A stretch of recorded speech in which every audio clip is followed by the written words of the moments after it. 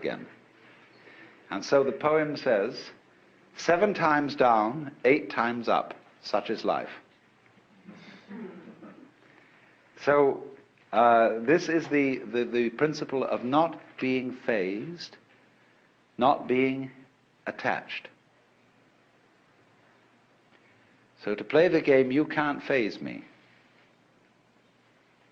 Now, this is very important in the art of lifemanship, fundamental gamesmanship. Because you see, when the Zen monks moved into Kyoto, they took over the best part of town. Simply fantastic how this happened. The beautiful hills were occupied by the brigands, who later became the Japanese nobility. The great daimyos, these were the toughest characters. And the Zen monks played a game with them, which was that, you know, you possess all these lands and you're powerful and so on, but so what? It's all falling apart. Then what will you do? Well, they said, that's too bad, we don't know. And the Zen monks said, oh, you haven't got the hang of the thing, you see. So they found that they couldn't terrify Zen monks. That they played all sorts of tricks, but the Zen monks were better masters at it.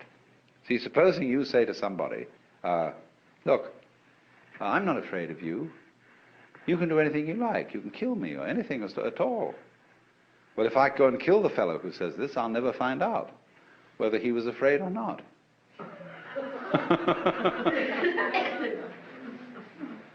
So they outfaced these people and said, we have a secret, you see, that you don't have. And we'll teach your servitors to be great warriors, because they'll learn the secret too, and they won't be afraid of anything. And this is what they did. And so the daimyos, the noblemen, built great monasteries for these Zen masters and monks on their best land. The finest artists of Japan made gold leaf screens for almost every room in the place. And although nobody owns anything individually, the community owns it collectively with the protection of the daimyos. And they had a tremendous scene going. Now, to us that sounds extremely weird, even immoral. You don't expect religious people to do things like that. No, I know you don't. If the religious people are self-righteous and have no humor. But these people didn't go around pretending that they were specially good. They didn't dupe themselves. They were people who understood what human nature is. That in every one of us there is an element of irreducible rascality. In Jewish theology, this is called the Yetzer Hara. Y-E-Z-E-R-H-A-R-A. The Yetzer Hara. The element of irreducible rascality, which was created by God, because God has one too. And that's why when you are really affectionate with somebody else, when, for example, men, I don't know what women do in their private lives between each other, but men, as we all know, say to someone they're very fond of, why, you old bastard. You know? Just like that, you know, there's a certain way of saying to a person, there's a certain glint of recognition. And so there's a Zen poem which says, when 2 Zen masters meet each other on the road, they need no introduction. When a thief meets a thief, they recognize each other instantly.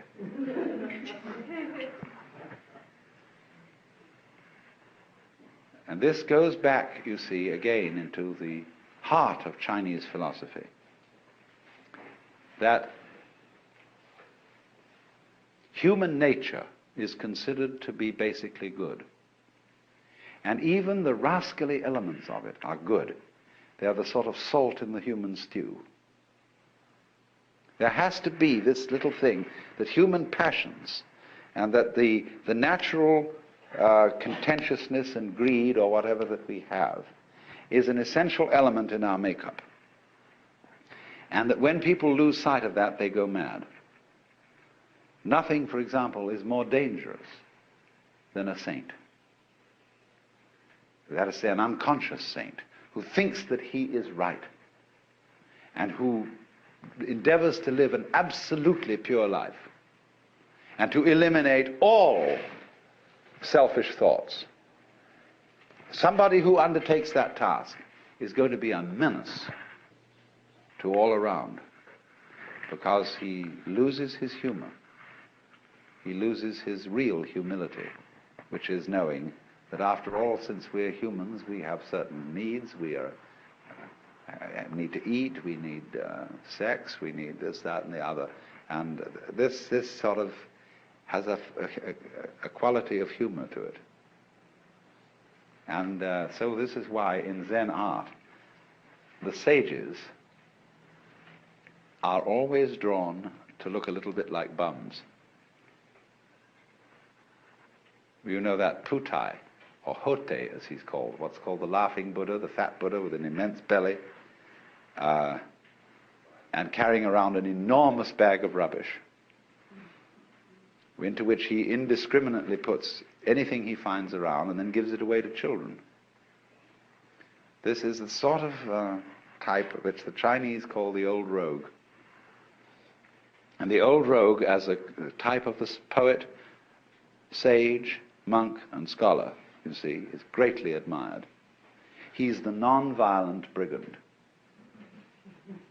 the rolling stone, the free man, or in our words, the joker.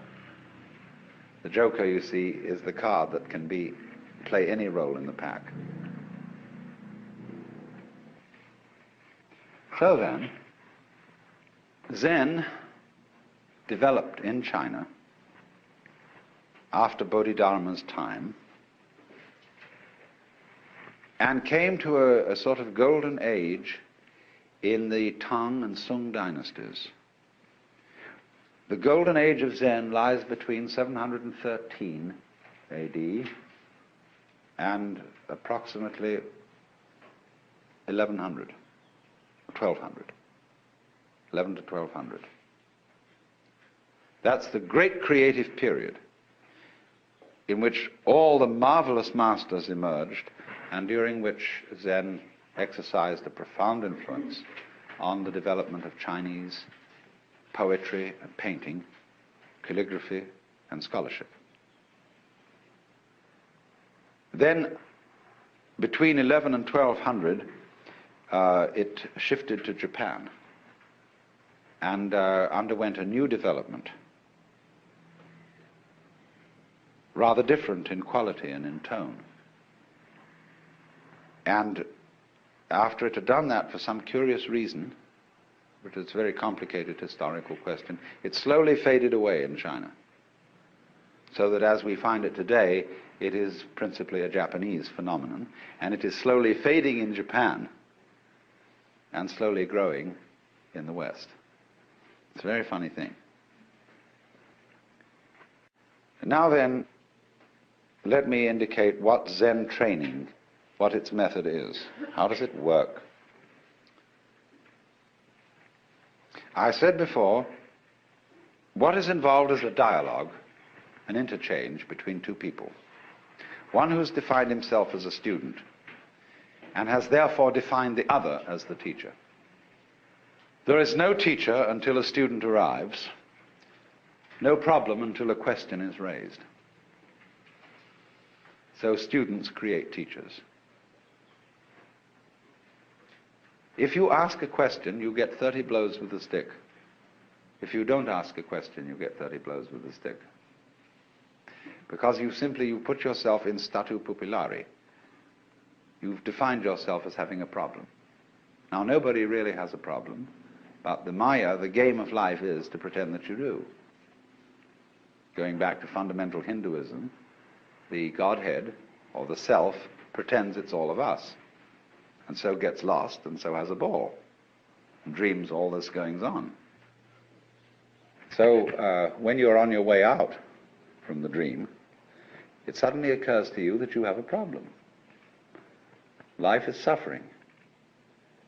You would like to get out of this. So one such student went to a Zen master and he said, "We have to dress and eat every day. And how do we get out of all that?" In other words, you might ask the question in this way. We have to work, get up Monday morning, go to the office, do all this routine, sell something and so on. How do we get out of the rat race? So we have to dress and eat every day, and how do we get rid of all that? And the master said, we dress, we eat. The student said, I don't understand. He replied, if you don't understand, put on your clothes and eat your food. Now, this is the kind of dialogue so characteristic of Zen. So the position is this. The master, on being approached by a student about the problem of life, says, I have nothing to teach you. I'm a Zen master. I have nothing to say.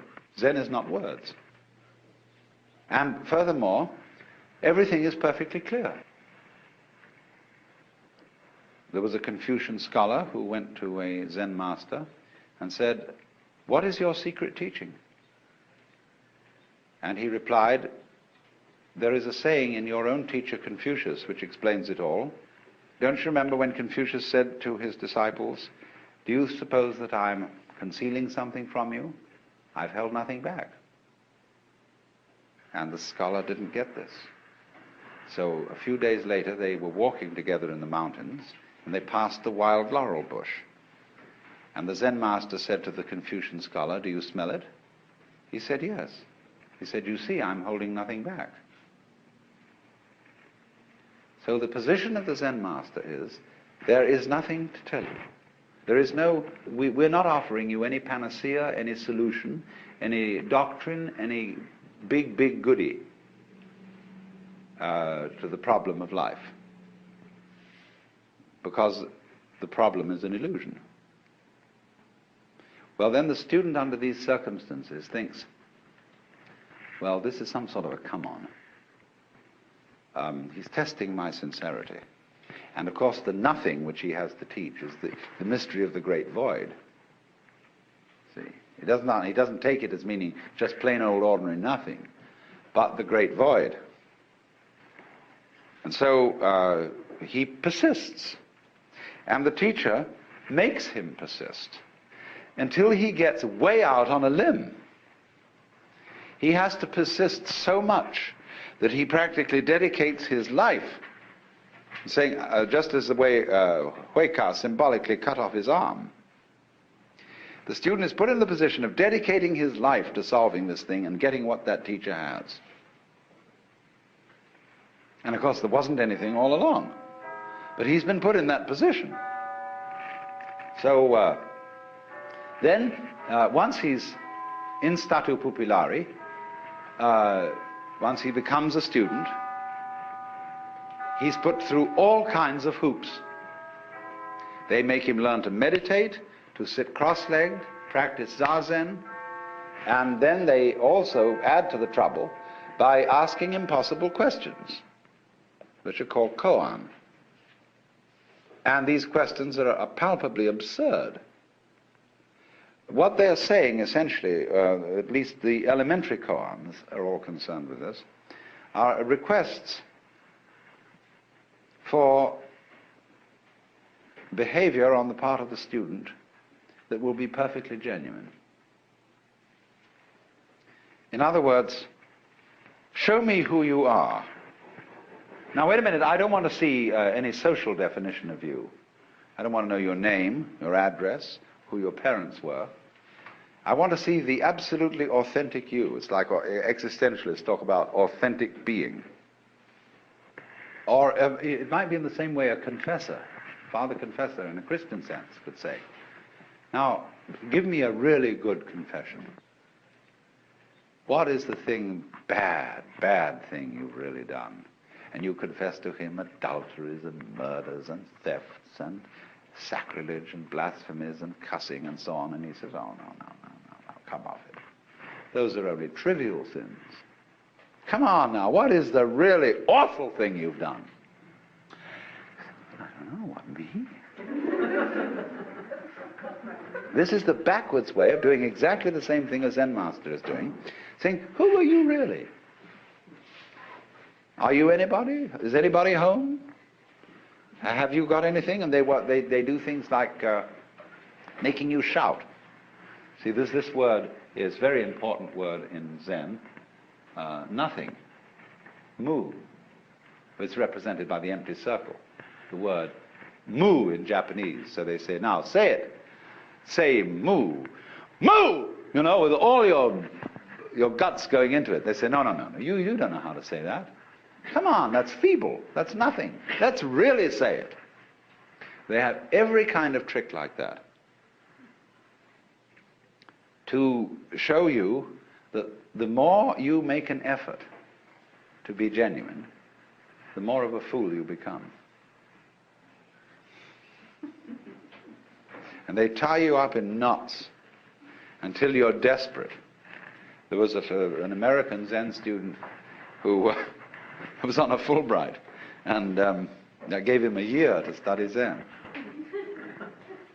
And he started to panic because he had only a month to go and he hadn't realized it.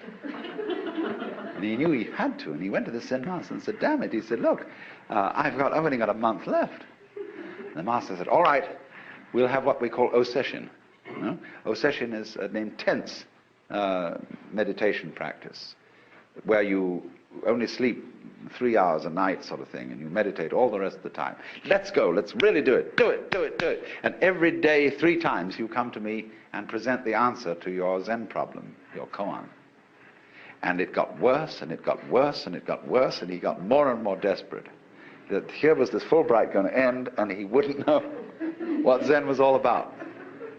Well, practically on the last day, he suddenly saw there was nothing to see. You know, it's all right the way it is. And this tremendous illumination, this load off his head, was of course what the master was trying to make him do. Now in the ordinary way, if you're not on a Fulbright and you can stay around further in Japan, the master will then play a trick on you. You'll say, oh, now that's wonderful. You got your foot in at the gate. You realize there's nothing to realize. You realize the void. There's nothing to cling to, you see. There are no barriers, no blocks in any direction. It's all transparent. But that is just the beginning. And it's all a necessity now for you to discipline yourself much harder, to make great efforts, really to get through. So, what are you going to do about that? The student may say, well, I don't know. I've had enough. I think I've realized what it's all about. And he goes away. Sometime later, he begins to worry. Because, you see, the great emotional relief of this insight begins to wear off.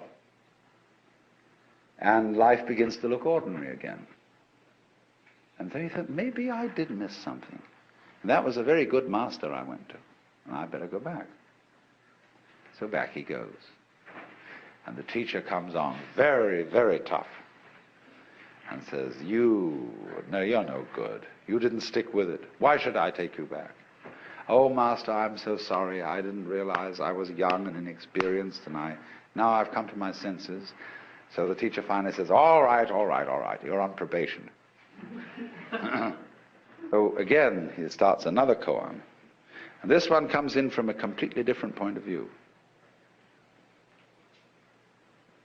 And he's got others that come from this way, and from this way, and from this way, and from this way.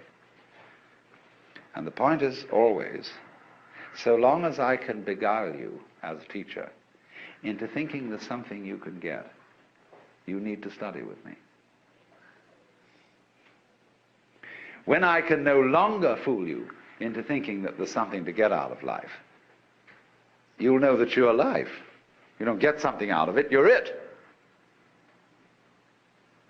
But so long as you can be phased and you can be taken in by the teacher, you need a teacher. But so in the end, when the student no longer needs a teacher, and he sees that this old boy has fooled him the whole way through, he says at the same time, profound respect, and you wonderful rascal.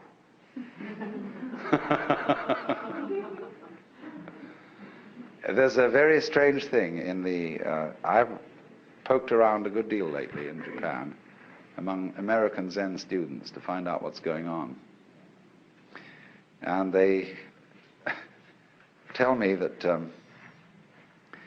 the initial come-on of a Zen master is very tough and very authoritarian and paternalistic.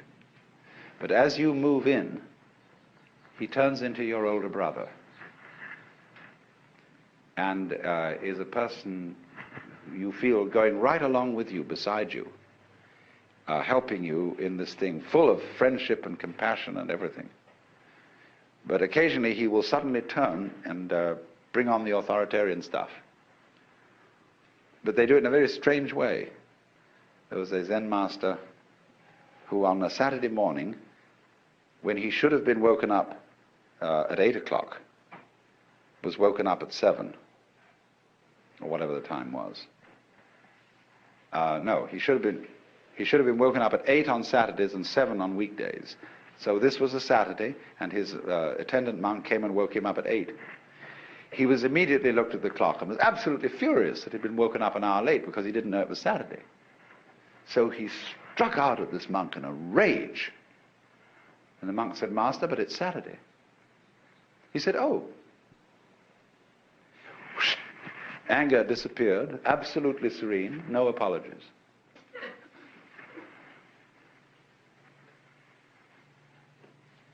So you see the nature of this game. It is the Zen game. And I seem to have given away the show to you. I've told you all the inside mechanics of it. But you would discover that if you tangle with a Zen master and you think you know from what I had told you what are the mechanics of it, and you stuck your neck out to put yourself in the position of being an inquirer, everything I had told you would be useless. He would outwit you completely. That's what consists in being a master. He's not doing it because he wants to be superior and to put down other human beings. He's doing it out of great compassion because he feels he knows something which,